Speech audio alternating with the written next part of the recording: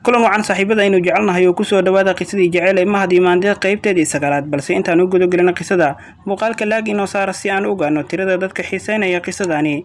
Qaybtii hore waxay inoo joogtay Mahad oo guriga Imaandeed deganeyd tagay goortii uu arkay Imaandeed oo barandada fadhido isagoon la hadlin jilbaha ku dhagay dadkii xaafadda joogayna ay la yaaban yihiin waxa uu sameynayo Mahad markuu intaasi sameeyay ayuu isaga oo aanan hadli karin oo dhulka fiirinayo falka gurcan ee uu sameeyay dartiis ayuu intuu cagaheedii ku dhagay si degan cafis ugu dalbaday.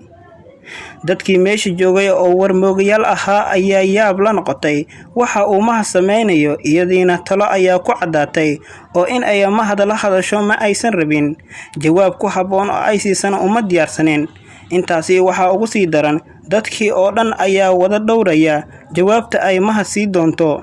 Imaandeed markay aragtay Mahad ilmada ka daadanaysa iyo murugta ka muuqata iyo iyada sida uu u hoos fadhiyo ayay inta ay gacanta ka qabatay ayay boorkii ka jaftay ilmadiina shalmadeedii ayay kaga tirtay kadibna qolkii fadhiga ayay u sii gudbisay. Dadkii ayaa Imaandeed waxa ay ku dhaheen heedi ninkani muxuu ka rabaa. Imaandeed waxay ku tiri waa nin i jecel oo xiriir naga dhaxeeyo balse sidii ay wax u dhaceen iyo qisadii dhaxmartay cidna uma sheegeen. Sharaab iyo biyo qabow inta ay u keentay ayay soo ag fariisatay. Malaha ninkani oon iyo gaajo midna ma hayso balse wuxuu u ooman yahay kaliya aragtida gacalsidiisa.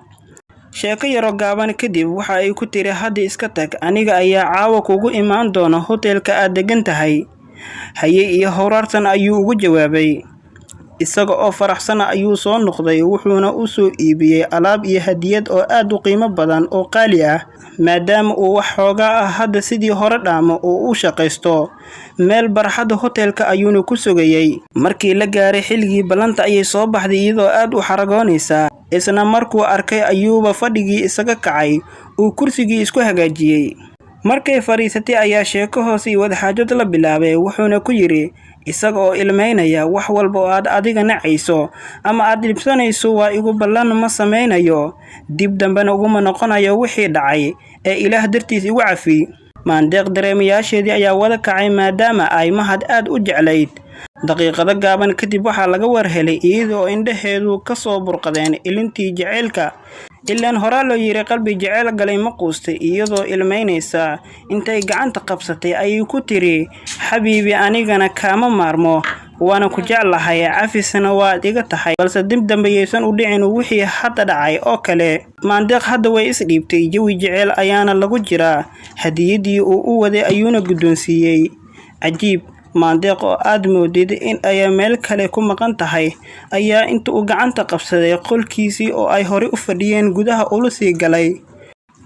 Isaga oo taagan ayuuna bushimaha u saaray. Jawigana wuxuu ahaa mid aan la qiyaasi karin oo aad u macaan.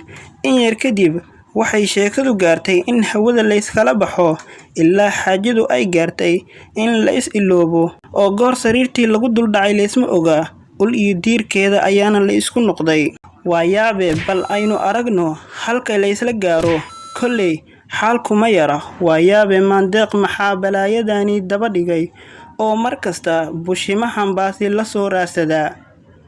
Bal aan aragno xalku siduu noqon doono.